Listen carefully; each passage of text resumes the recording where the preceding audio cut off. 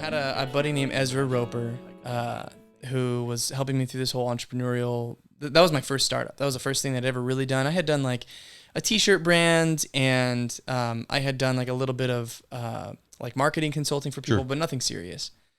So Ezra introduced me to this guy named Thad, who was running a Amazon marketing agency called Nozani. Okay. So I joined Nozani as a salesperson. I was just selling agency marketing services to brands, and it was great. It was, the team was awesome. I made some of my greatest friends there. I learned a lot. I failed a lot, and we just were connecting with brands every day, calling, burning the phones, 200, 300 calls a day. That's a lot. I was good at it. Admittedly, like it was something that really resonated with me, to be able to call somebody up and say, hey, like, I noticed you're selling on Amazon, or you're not selling on Amazon, right? But there's some things you're doing wrong. Yeah. Do you want to just talk about this and see how we can help? And the conversation just got easier and easier and easier. So that company got acquired by another company called Buybox Experts. And then Buybox Experts got acquired by another company called Spreetail. So that's where it's at right now. Okay. When the transition from Buybox Experts to Spreetail happened, something like 8 months before that, I did ayahuasca. And it was a lot. It shook me to my core. Really? Yeah. We were up in Utah. We did it in Ogden. 10 out of 10 would recommend. Yeah. But also like with a guide. Oh yeah, a whole shaman. Yeah, don't do it alone. Don't do it for recreation. And it was funny walking into the ceremony, man. They were like, it was. I didn't realize there's places like that in the States. Everywhere. Oh, I'm sure we could find one 10 minutes from here. For real? Oh yeah, yeah. And there are varying levels of like professional shamanism that are associated with it. And I made the mistake of only going one night. Our babysitter wasn't able to continue on for the next day, and so I had to do the ceremony, wake up the next morning, and leave. And the integration is really critical, and I didn't do it. You typically you do it the first night, you do it the next night, and then like the third day, at a minimum, is like meditation and journaling and like talking with everybody in the community. I didn't do any of those things, so came out of the experience and I was like broken.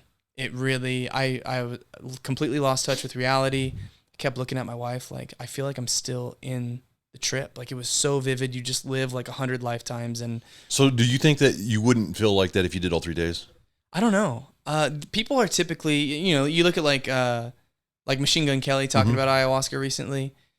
He is changed. He's a different dude. Like you look at how he's talking, you look at how he thinks about things, and he changed for the better. You end up having people who they get back to their spouse and they're like, I don't love you anymore. Yeah. You know what I mean? Like I've experienced this thing, like, and I got to be true to myself, and they end up leaving. And so like, it's this very powerful, very scary experience.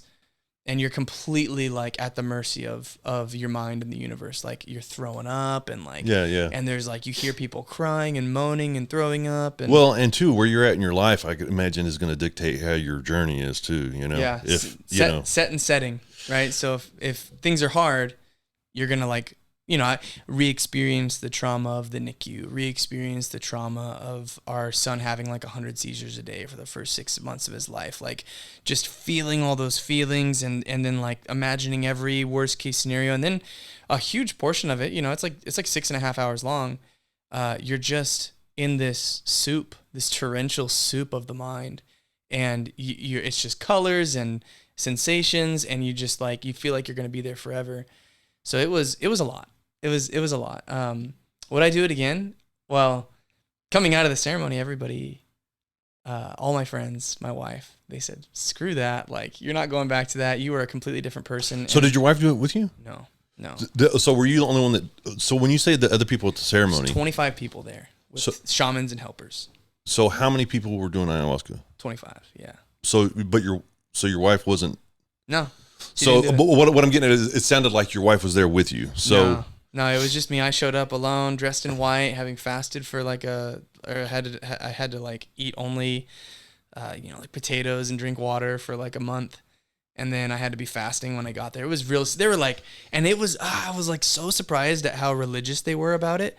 I was like, just give me the cup, like let me dive in. And they were like, no, hold on, bud. They were like, this is God. Yeah. Like you're not ready for this. So I took a large dose, which was a mistake, but it is what it is. Sure.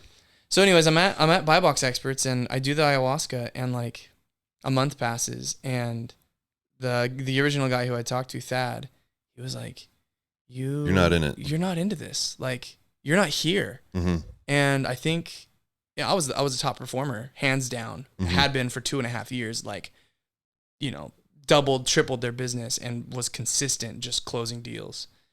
Ran a podcast for them as well, called the Buy Box Experts Podcast with James Thompson, and had a blast, and it was fun. But then, like, it was time to transition.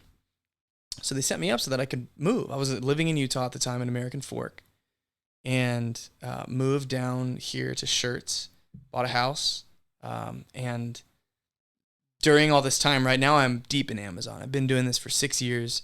I sell my own products. Okay. That's my primary business.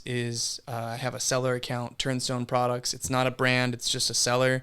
I have several brands under that though. I service my own clients as well. Okay. So if, you know, if somebody can't afford an agency, they basically hire me. Real quick, so what would somebody hire you for in terms of Amazon consulting? Yeah, totally. What would something like that look like? So this is Audio Technica gear, or I guess our headphones are. So, yeah, Audio Technica is the headphones and Rodecaster and. So Audio Technica has a marketing team, has a sales team, and they have their products listed online. They have their products listed on Amazon, and there's everything in this room's bought from Amazon. Totally, and that's the idea. I think I have these same like blocks. Backdrops, yeah. The soundproof paneling and everything, very familiar to me. So all of these products rank somewhere on Amazon when you search for something. So if you search for like soundproof panels, there's going to be a number one product on the page. Mm-hmm. Statistically, that bad boy, that number one spot, gets 35% of the clicks. Sure. So it's this math game. So we help brands position their products to convert at a higher rate, right? So we make them look better. We put lifestyle photos in there to show like smiling, people, sexy people, infographics with, custom details and features and benefits. And how do they find you? Or do you find them? Dude, yeah. So I have an outbound team. They hit people up. I've got warm leads coming from these companies, and they want me to close them. And then I have a LinkedIn that's popping. So people come to my LinkedIn. LinkedIn, I keep hearing, man. It's a very consistent business. The agency world is hard though, because not everybody is going to make your product slap. Not everybody's going to do it right. You could do all the best practices in the world, but not everybody's going to hit a best-selling album. Sure. So the attrition can be kind of high there, right? People leave, people get mad. I expected. Yeah, exactly. I wanted to.